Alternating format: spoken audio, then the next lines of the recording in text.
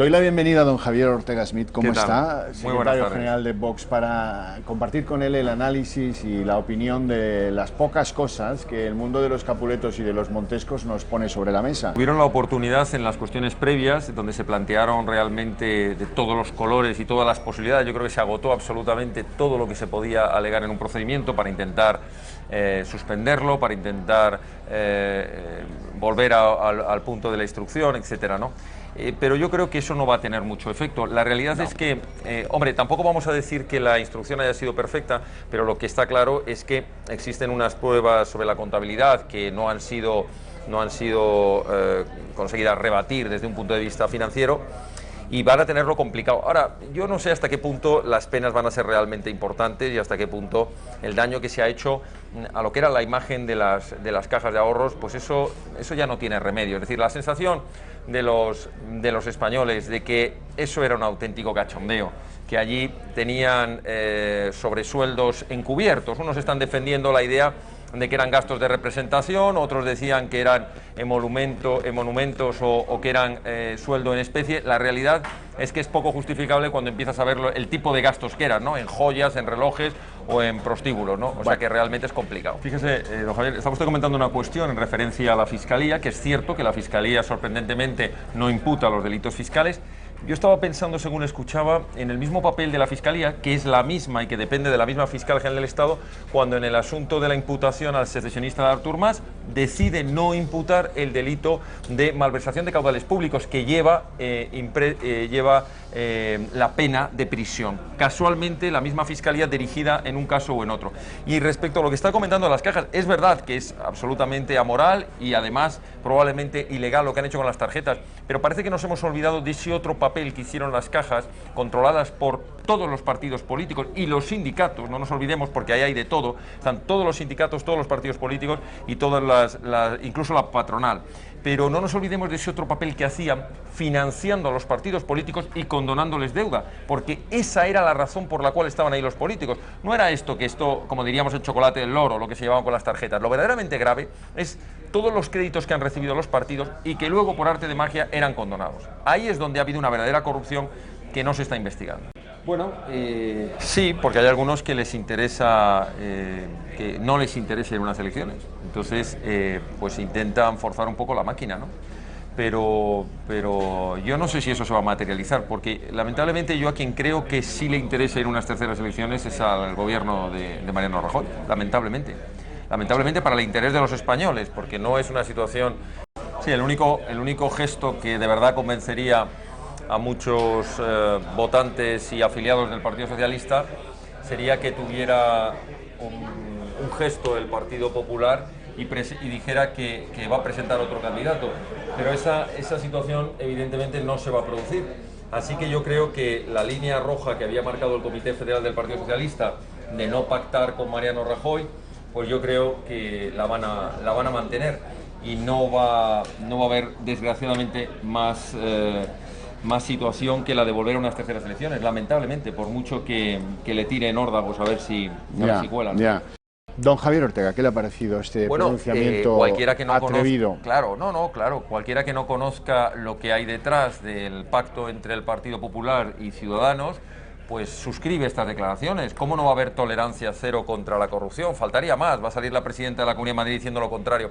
Pero yo quiero traer aquí a colación que uno de los pactos más importantes que firmó el Partido Popular para tener el apoyo y el gobierno en la Comunidad de Madrid con Ciudadanos tenía que ver precisamente con algo que de una manera elocuente llamaban pues la regeneración democrática, la lucha contra la corrupción.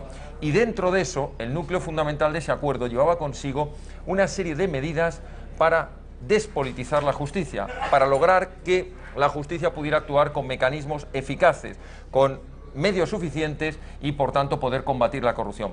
Pues mire por dónde está muy bien hablar de esto y de decir que se quiere combatir la corrupción, pero es que acaban de presentar el documento el Partido Ciudadanos y el Partido Popular con respecto a la justicia, y donde digo, Diego, ya no aparece todas las medidas que iban a aplicar por ejemplo, con respecto al Consejo General del Poder Judicial, para que fueran elegidos de acuerdo, como dice la Constitución, por magistrados, al menos la mayoría de ese Consejo General del Poder Judicial, y otras tantas medidas que ya han quedado en el cajón. Es decir, es muy bonito de cara a la galería y de cara a las elecciones contarnos sus profundos deseos y sus medidas de lucha contra la corrupción, pero luego eso hay que plasmarlo en las leyes y hay que modificar la ley orgánica del Poder Judicial, hay que modificar el Código Penal, porque si no las declaraciones son como esto que acabamos de escuchar, muy bonitas en la teoría, pero muy poco eficaces en la práctica.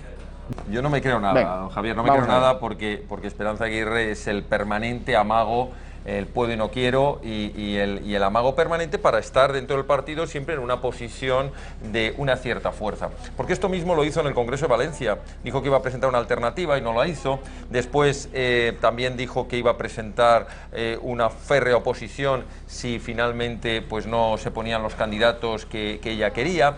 Yo creo que al final ella está muy cómoda en el partido y lo que intenta es posicionarse, amagando, a ver si finalmente se pega el batacazo Mariano Rajoy y sale ella de salvadora. Yo no me creo nada y mucho menos que vaya a salir del Partido Popular a una aventura de crear un partido nuevo. Sí, yo creo que el trasfondo de todos estos casos interminables por toda España en estos años que afectan a todos los partidos nos tienen que llevar a una reflexión, y es que es verdad que la clase política se ha acostumbrado a un nivel de falta de moralidad en el manejo de las cuentas públicas, pero también hay que ver hasta qué punto esa clase política no es, en cierta manera, y entiéndaseme lo que voy a decir, un reflejo de la falta de exigencia moral de la sociedad.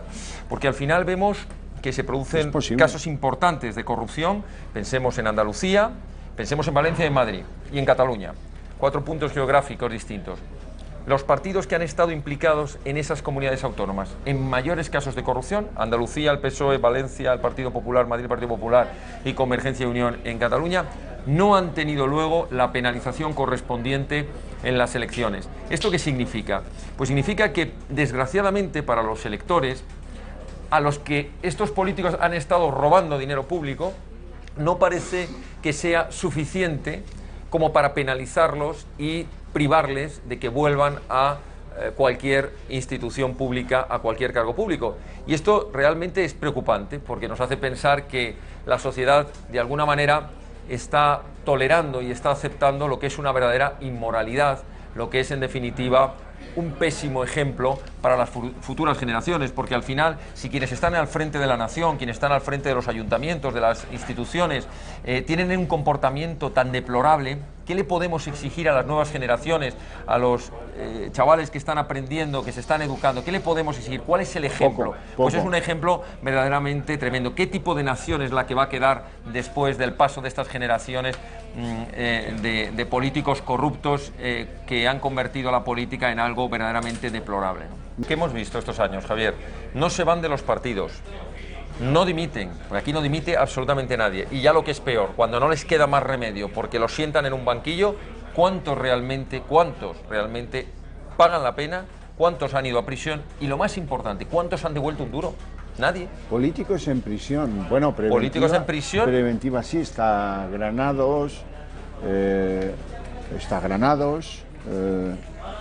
está Granados.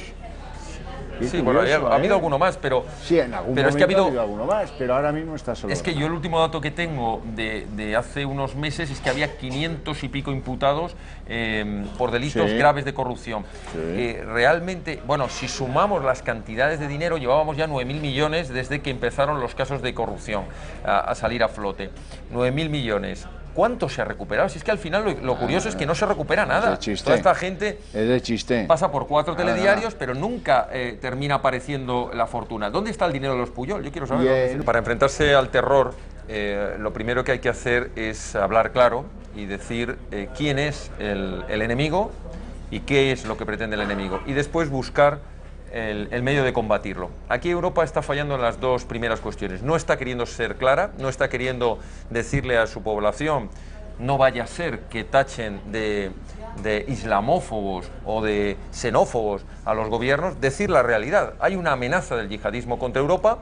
Estos atentados, ya sabremos o ya se sabrá, espero, quiénes son los autores, pero hay una obsesión por tapar la realidad, porque las noticias se hable de era un loco, no era un grupo armado, era un loco suelto, era una célula... El lobo solitario, no tiene conexión unos con otros. Claro, Cuando los servicios de información saben lo que hay detrás, saben que detrás hay organizaciones yihadistas perfectamente financiadas y perfectamente organizadas. Y no se quiere decir para no crear esa sensación que es, en teoría, políticamente no correcta. Sí, bueno, es lamentable. Yo diría que es lamentable porque es una muestra más de lo que pasa con estos medios de comunicación en Cataluña, que, como muy bien ha subrayado, pagamos todos los españoles de una manera multimillonaria, el dinero que no hay para pagar a las farmacias, el dinero que no hay para pagar a los jubilados, el dinero que no hay para hacer las importantes cuestiones que afectan a todos los españoles y especialmente a los catalanes, sí está para fomentar este tipo de medios de comunicación que aquí fomentan la violencia, pero permanentemente fomentan el odio, el enfrentamiento entre los españoles, permanentemente alientan el secesionismo. Son medios de comunicación, empezando por TV3, Radio Cataluña Radio y todas las 7 cadenas, 7 televisiones y las no sé cuántas cadenas de radio que tienen, 6 que se dedican permanentemente a promover el odio, a darle al tambor, pero de una manera insistente. Y claro, esto es intolerable.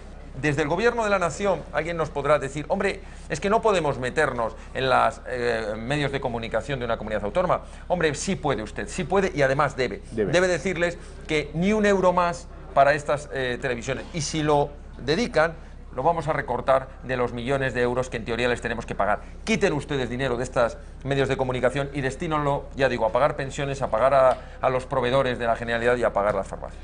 Don Javier, mil gracias por sus opiniones, por su compañía.